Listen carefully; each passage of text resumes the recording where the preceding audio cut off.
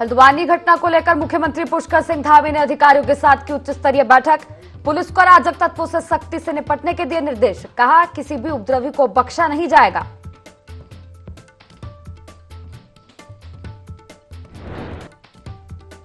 हल्द्वानी में हिंसा के बाद हालात का जायजा लेने पहुंची मुख्य सचिव राधा रतूड़ी और डीजीपी अभिनव कुमार। हॉस्पिटल पहुंच घायलों का जाना हाल। कहा, दंगाइयों के खिलाफ होगी कड़ी कार्रवाई।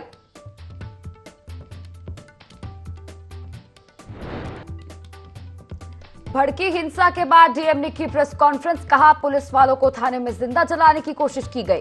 पैरामिलिट्री फोर्स को किया गया तैनात।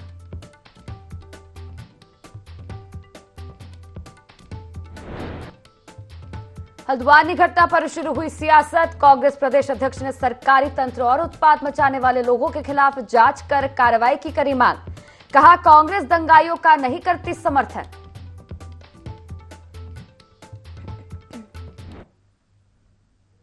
नमस्कार, देवभूमि लाइव देख रहे हैं आप और मैं हूं आपके साथ दिशा। अब हेडलाइंस के बाद सीधे खबरों का रुख करेंगे। हल्द्वानी की घटना पर उत्तराखंड पुलिस के प्रवक्ता आईजी नीलेश आनंद भरने ने कहा है कि घटना की जांच हो रही है। पुलिस ने तत्परता के साथ काम किया है और इसी का परिणाम है कि घटना ज्यादा देर तक नहीं चली। आईजी नीलेश आनंद भरने ने कहा है कि पूरी घटना में 3 लोग मारे गए हैं और 50 से ज्यादा घायल हुए हैं। इसके अतिरिक्त घटना के बाद से क्षेत्र में इंटरनेट सेवा बंद है। पुलिस ने सुरक्षा बढ़ा दी है। आईजी नीलेश आनंद भरने ने कहा है कि हालात पर लगातार नजर रखी जा रही है। उपद्रवियों की पहचान की जा रही है। पैरामिलिट्री फोर्स ने हल्द्वानी में मोर्चा संभाला हुआ है।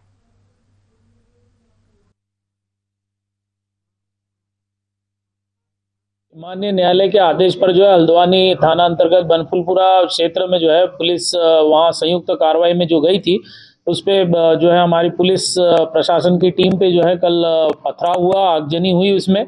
तो उसमें अब तक जो आधिकारिक सूत्रों से पुष्टि आई है, 3 की जो है कंफर्म उसमें डेथ हुई है, 3 क्रिटिकली इंज्योर्ड है और 50 से ज़्यादा अभी इसमें घायल है। तो इसमें जो उपद्रवी है जिन्होंने इसमें ये सारी आगजनी और पथराव किया हुआ है, उनको पुलिस लगातार चिन्हित कर रही है। धरपकड़ अभियान इसमें जारी है। इसमें अब तक जो है 4 लोगों की गिरफ्तारी हुई है और भी लोगों को जो है पूछताछ के लिए बैठाया गया है। पुलिस अब तक 4 कंपनी पैरामिलिट्री फोर्स मौके पे पहुंच चुकी है और उसके द्वारा सुबह से ही लगातार जो है फ्लैग मार्च किया जा रहा है और जो है वहाँ धारा 144 लागू है। कर्फ्यू पूरी तरह इम्प्लीमेंट किया जा रहा है और पुलिस ने जो है वो वहाँ ये किया है कि कोई भी घर से बाहर ना निकले, अन्यथा पुलिस जो है उसमें लगातार जो है कोई इस तरह र्यूमर्स उसमें न फैलाए। पुलिस लगातार जो है इसमें कार्रवाई बहुत सख्ती से करेगी। जो भी उपद्रवी है उनके खिलाफ जो है सख्त से सख्त धाराओं में, यूएपी की धाराओं के तहत भी जो है इसमें कार्रवाई की जाएगी। हल्द्वानी के बनभूलपुरा में हुई हिंसा के संबंध में मुख्यमंत्री पुष्कर सिंह धामी ने शासन के वरिष्ठ अधिकारियों की बैठक बुलाई। इस बैठक में मुख्यमंत्री ने हल्द्वानी की वर्तमान स्थिति की समीक्षा की। मुख्यमंत्री ने पुलिस को अराजक तत्वों से सख्ती से निपटने के स्पष्ट निर्देश दिए हैं। आगजनी पथराव करने वाले एक दंगाई की पहचान की जा रही है। सौहार्द और शांति बिगाड़ने वाले किसी भी उपद्रवी को बख्शा नहीं जाएगा। हल्द्वानी की सम्मानित जनता से अनुरोध है कि शांति व्यवस्था बनाए रखने में पुलिस प्रशासन का सहयोग करें।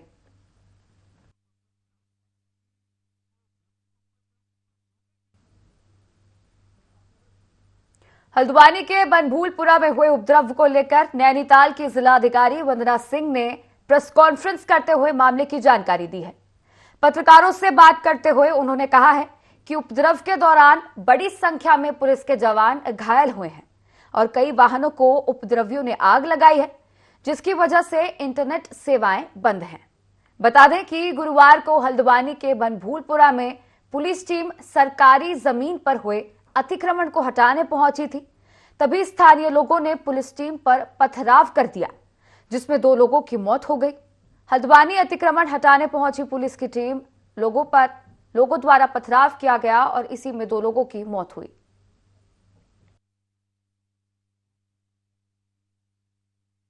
सामान्य रूप से एक विधिक प्रक्रिया अतिक्रमण हटाए जाने की अलग अलग क्षेत्रों में चल रही है, तो इस क्षेत्र में भी करी गई। इसको हमारी टीमें मूव हुई, हमारे रिसोर्सेज मूव हुए किसी को कोई नुकसान नहीं पहुंचाया गया, किसी को प्रोवोक नहीं किया गया।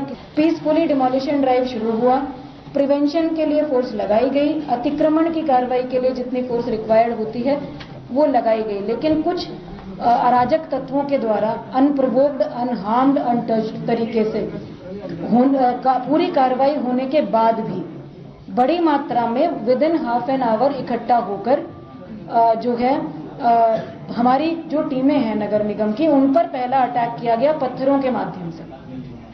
पत्थर बरसाने शुरू करे गए चारों तरफ जो छतें हैं उनके माध्यम से। तो उसके बाद जब पेट्रोल बम, आगजनी की घटनाएं शुरू हुई और उसके बाद भी टीमें पीछे नहीं हटी, तो थर्ड स्टेप में उस मॉब जो था, अराजक तत्व, उनके द्वारा थाने का घेराव किया गया। थाने में हमारे मजिस्ट्रेट थे, हमारे पुलिसकर्मी थे, हमारे ऑफिसर्स थे।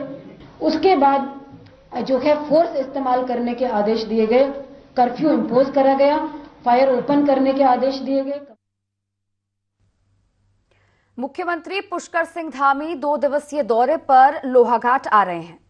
एसडीएम रिंकू बिष्ट ने बताया कि सीएम धामी 10 फरवरी को 2 दिवसीय दौरे पर लोहाघाट आएंगे। मुख्यमंत्री लोहाघाट के किसी एक गांव में रात्रि प्रवास करेंगे। हालांकि मुख्यमंत्री के रात्रि प्रवास के लिए गांव का निर्णय नहीं हुआ है। 11 फरवरी को लोहाघाट में रोड शो करने के साथ ही विशाल जनसभा को संबोधित करेंगे। एसडीएम ने बताया कि मुख्यमंत्री के 2 दिवसीय दौरे को लेकर प्रशासनिक अधिकारियों और भाजपा नेताओं के बीच बैठक हुई है और बैठक में मुख्यमंत्री के दौरे को भव्य बनाने पर चर्चा की गई।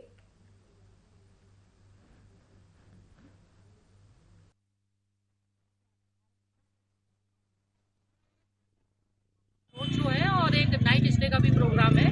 तो 10 और 11 का सीएम साहब का 2 दिनों का प्रस्तावित दौरा है, उसको लेकर सभी विभाग जो है हम जोर शोर से तैयारी करिए। इसके बारे में जब हमारे उत्तराखंड शासन से भ्रमण कार्यक्रम आएगा तभी हम मीडिया को। कांग्रेस पार्टी को एक बार फिर से बड़ा झटका लगा है। कांग्रेस पार्टी के खटीमा ब्लॉक प्रमुख रंजीत सिंह नामधारी ने अपने सैकड़ों कार्यकर्ताओं के साथ भाजपा की सदस्यता ले ली है। वहीं इस मौके पर भाजपा के प्रदेश अध्यक्ष महेंद्र भट्ट समेत कई पदाधिकारी मौजूद रहे। भाजपा प्रदेश अध्यक्ष महेंद्र भट्ट ने कहा कि सदस्यता अभियान का कार्यक्रम आगे भी जारी रहेगा। उन्होंने आगे कहा कि प्रधानमंत्री नरेंद्र मोदी और मुख्यमंत्री पुष्कर सिंह धामी के विकास कार्यों से प्रभावित होकर अन्य दलों के नेता भाजपा की सदस्यता ले रहे हैं और भाजपा में पूरी निष्ठा के साथ काम करेंगे।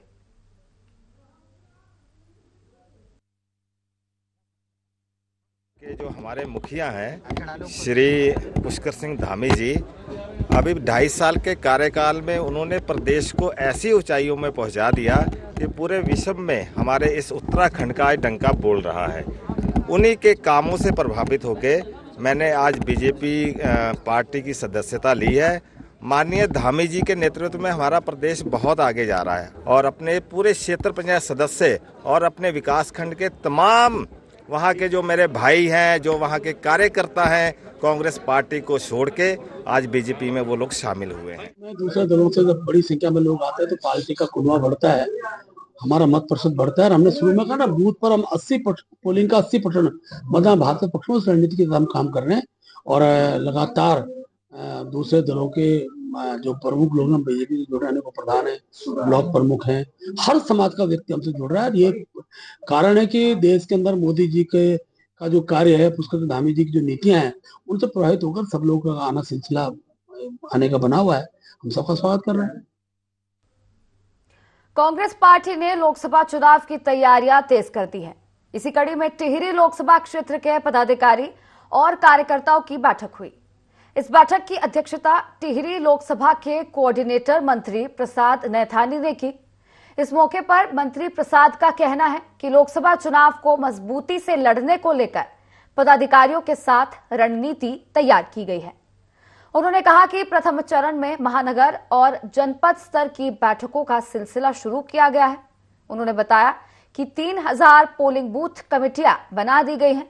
कांग्रेस का प्रत्येक कार्यकर्ता आने वाले लोकसभा चुनावों को पूरी मजबूती के साथ लड़ने के लिए संकल्पित है।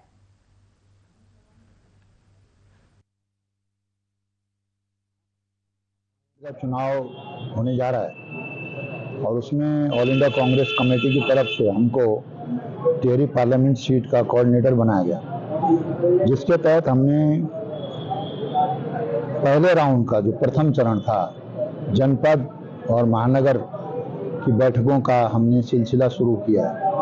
पूरे पार्लियामेंट सीट में 3000 पोलिंग बूथ हैं और उन 3000 पोलिंग बूथों का हमने पूरा जो मैं भ्रमण करके आया हूं, तो पूरे 3000 पोलिंग बूथों पे कांग्रेस की 3000 पोलिंग बूथ कमेटियां बन चुकी हैं। बसपा विधायक मोहम्मद शहजाद ने निर्दलीय विधायक उमेश कुमार पर बड़ा हमला बोला है। उन्होंने कहा कि उमेश कुमार निर्दलीय विधायक होते हुए भी यूसीसी पर चर्चा नहीं कर सके, जिससे ये साफ होता है कि वे भाजपा के लिए काम करते हैं। जब उन्होंने उनके ढकोसले का खुलासा किया तो उमेश कुमार की ओर से उन्हें धमकी दी गई। उन्होंने कहा कि उमेश कुमार दिखावे की राजनीति छोड़ स्पष्ट राजनीति करें और जनता को धोखा देना बंद करें।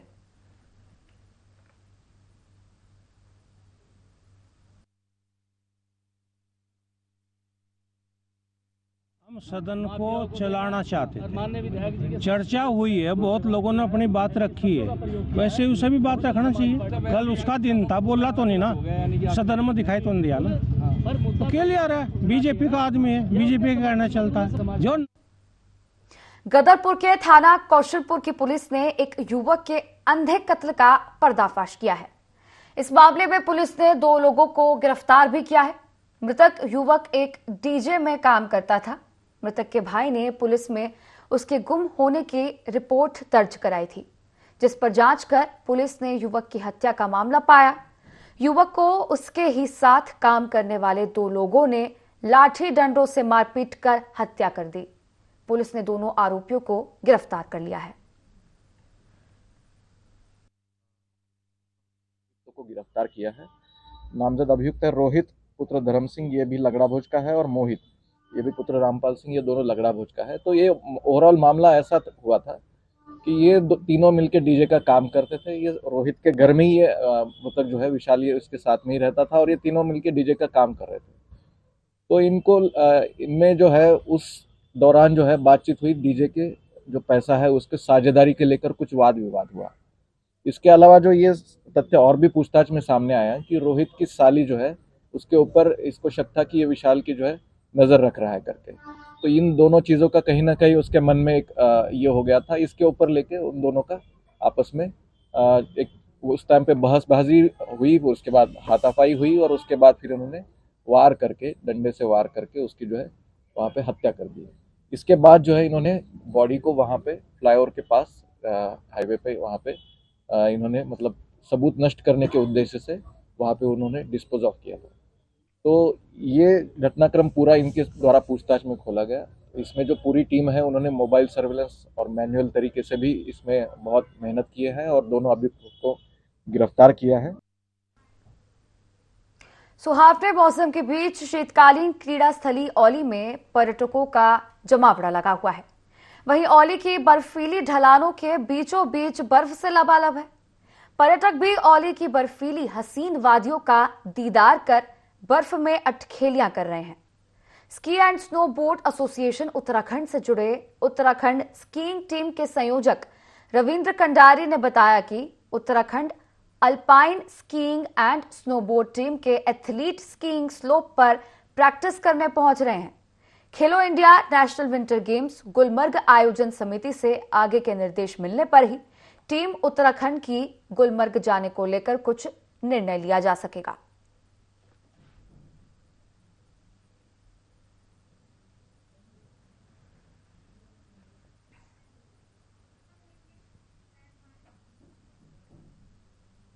बद्रीनाथ धाम के मुख्य पड़ाव पांडुकेश्वर नगर में इन दिनों यश कीर्ति धन और वैभव के स्वामी यक्षराज भगवान कुबेर जी के देवरे की जबरदस्त धूम देखी जा रही है। धन कुबेर भगवान का 7 दिवसीय देवरा उत्सव चल रहा है। देवरे के दूसरे दिन श्रीमद् भागवत कथा के साथ साथ कुबेर चौक में पांडुकेश्वर गांव के आराध्य देवी देवताओं की उपस्थिति में गाडू उत्सव का आयोजन किया गया। इस अलौकिक देव उत्सव को देखने के लिए जोशीमठ क्षेत्र ही नहीं बल्कि राज्य के कोने कोने से लोग पहुंच रहे हैं।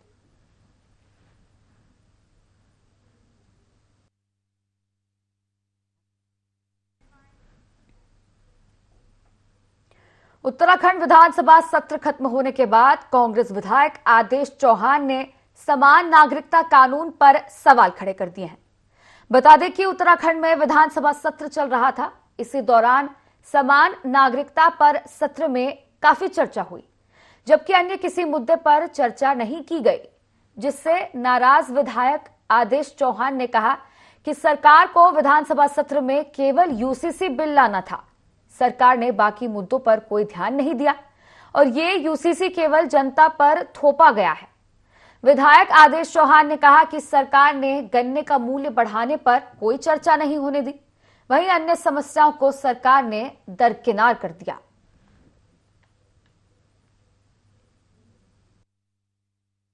गन्ने का मूल्य बढ़ा मात्र 20 रुपए। हम चाहते थे उस गन्ने पे चर्चा हो कि भाई इसका मूल्य 400 रुपये कम से कम होना चाहिए। हम चाहते थे भाई रोडवेज यहाँ नहीं है, हमारे यहाँ बहुत बरसात में कई भूमि कटी है, भूमि कटा पर उनको मुआवजा नहीं मिला या उनकी ज़मीन का मुआवजा मिले। किसानों की समस्या थी, युवा बेरोजगारों की समस्या थी, माता बहनों की समस्या थी, बहुत समस्याएं थी पूरे उत्तराखंड में। महंगाई की समस्या थी, भ्रष्टाचार की समस्या थी, लेकिन हम नहीं उठा पाए। केवल वो यूसीसी के नाम पर सदन को चलाया और वो आनंद फानंद में वो चाहते थे कि कांग्रेस का विरोध करके चली जाए और हम इसे पास कर दें।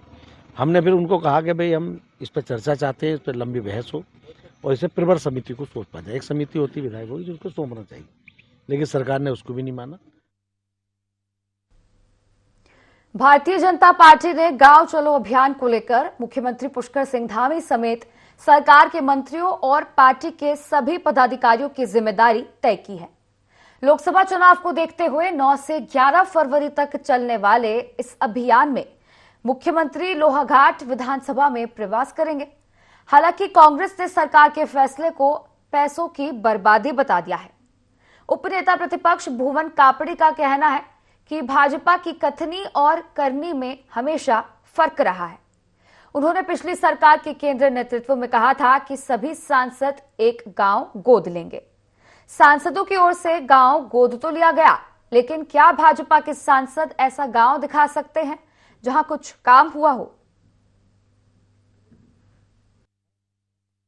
भारतीय जनता पार्टी की जो कथनी है और करनी है उसमें हमेशा फर्क रहा। भारतीय जनता पार्टी के केंद्रीय नेतृत्व ने पिछली सरकार में कहा कि एक गांव गोद लेंगे। सांसद ने गांव गोद लिया? क्या गोद लिए हुए गांव में कोई ऐसा गांव दिखा सकते हैं जिसमें कुछ काम हुआ हो? कहने की बात है, ये सिर्फ इनका लोकसभा चुनाव को लेकर लोगों को भ्रमित करने का काम कर रहे हैं और कुछ नहीं।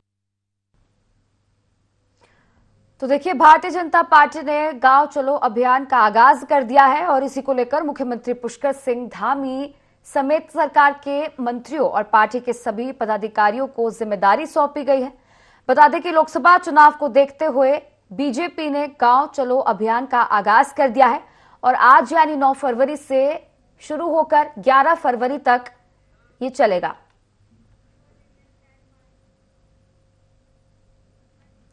सत्ताईस फरवरी से शुरू होने वाली बोर्ड परीक्षा की तैयारियों को लेकर चमोली शिक्षा विभाग ने अपनी कमर कस ली है। 106 परीक्षा केंद्रों में हाई स्कूल और इंटरमीडिएट में 9,177 परीक्षार्थी शामिल होंगे। मुख्य शिक्षा अधिकारी कुलदीप गैरोला ने बताया कि 106 परीक्षा केंद्रों में 9,177 छात्राएं बोर्ड परीक्षा में शामिल होंगे, जिसमें हाई स्कूल में 5,077 और इंटरमीडिएट में 4,120 परीक्षार्थी शामिल होंगे। जनपद में 17 परीक्षा केंद्रों को संवेदनशील श्रेणी में रखा गया है। परीक्षा को नकल विहीन करवाने के लिए विभाग ने पूरी तैयारी कर ली है। सुरक्षा की दृष्टि से परीक्षा केंद्रों में कड़ी सुरक्षा व्यवस्था की गई है।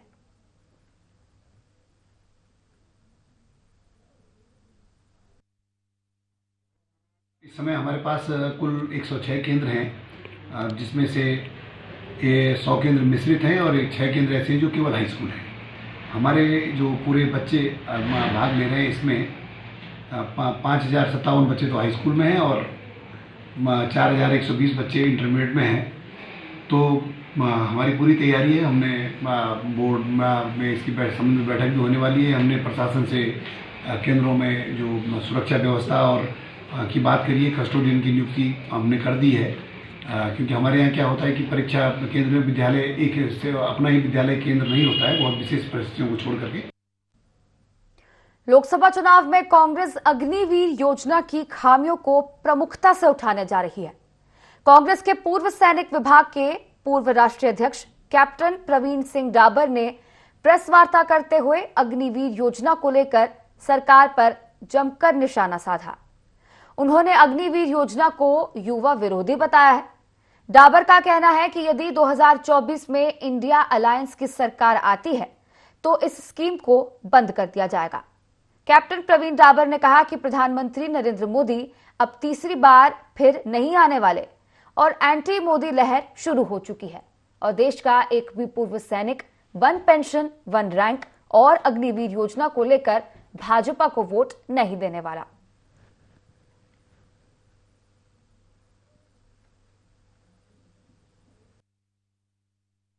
अग्निवीर स्कीम को वापस लिया जाए, ये हम विरोध करते आ रहे हैं। जब से अग्निवीर लॉन्च हुई है जून 2022 में, तब से हम उसका विरोध करते जा रहे हैं।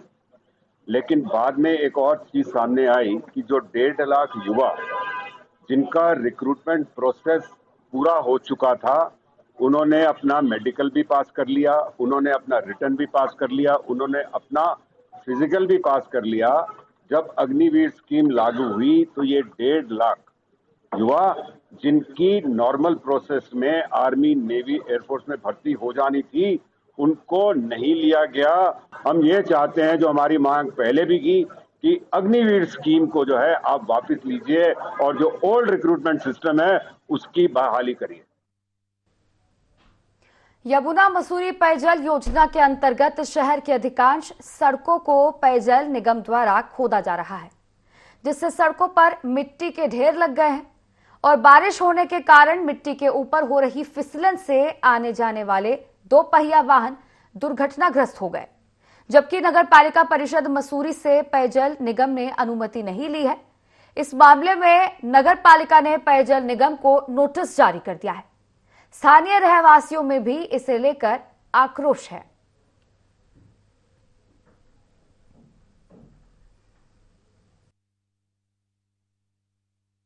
शिकायत मिली थी और हम गए थे बालोगंज वाली रोड पे भी, वहाँ पे अभी हमने सड़क बनाई थी और पेयजल निगम ने उसको काट दिया। ठेकेदार से भी हमारी बात हुई। ऐसा ही एक हैमटन कोट वाली रोड है, इस पे भी उन्होंने पाइपलाइन डाली, उसमें मिट्टी भर दी, बारिश में मिट्टी बह गई, वहाँ पूरे गड्ढे हो रखे हैं। इसमें हमने नोटिस पेयजल निगम को भेजा हुआ है और अगर वो काम नहीं करते हैं तो फिर आगे कार्रवाई के लिए जिलाधिकारी महोदय को पत्र प्रेषित किया जाएगा और कि ये तत्काल उसको सीसी कर दे। लेकिन इनके द्वारा सीसी का कार्य नहीं किया गया और नई रोडें अलग से काट दी गई जिसकी कोई अनुमति इनके द्वारा नहीं दी। जनपद उत्तरकाशी मंदिरों का शहर, जिसे मां गंगा और यमुना का मायका भी कहा जाता है। साथ ही उत्तरकाशी को पुराणों में सौम्य काशी भी कहा जाता है। वहीं यहां बना 8वीं शताब्दी का परशुराम मंदिर का उल्लेख स्कंद पुराण के केदारखंड अध्याय में किया गया है, जहां परशुराम जी ने भगवान शंकर की तपस्या की थी और भगवान शंकर ने तपस्या से प्रसन्न होकर यहीं पर उन्हें अपना फरसा भेंट किया था, जिसके बाद ही उनका नाम परशुराम हो गया। ऐसी मान्यता है कि इस मंदिर के दर्शन मात्र से सारी मनोकामनाएं पूरी हो जाती हैं।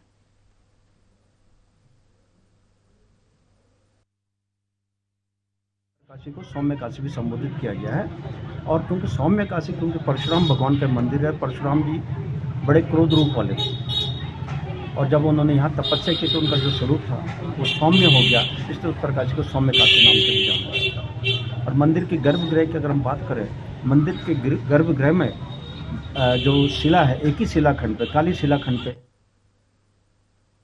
तो फिलहाल देवभूमि लाइव में इतना ही। आप बने रहिए IND24 के साथ। नमस्कार।